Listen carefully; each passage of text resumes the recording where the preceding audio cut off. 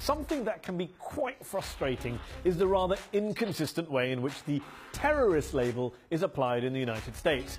We will hunt down terrorists who threaten our country wherever they are.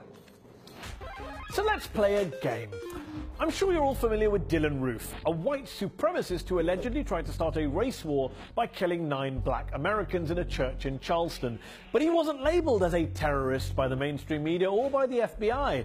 Pakistani-American Jubair Ahmed, on the other hand, was sentenced to 12 years in prison in 2012 for making a YouTube video on behalf of the Pakistani militant group Lashkar-e-Taiba.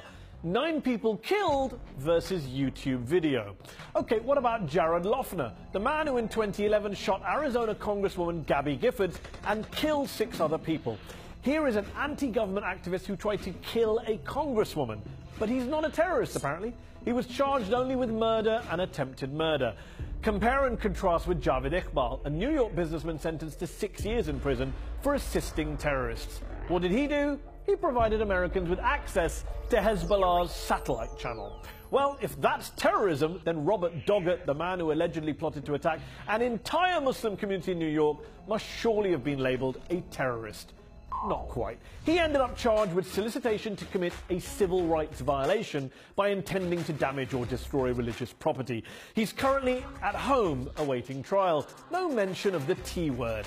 Yet here's Tariq Mahanna, a pharmacist who was sentenced to more than 17 years in prison for providing material support to terrorists, for essentially translating Al-Qaeda propaganda videos. Some might say that falls under freedom of speech. So is there a double standard? Not if you're Fox News. Not all Muslims are terrorists, but all terrorists are Muslim.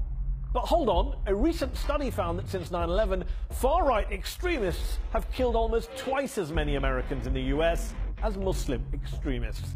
So to sum up, if you're a Muslim American and worried about the T word, be careful when you're going online, visiting YouTube or watching cable, and don't even think about taking a clock to school. If you're a white supremacist, do whatever you like.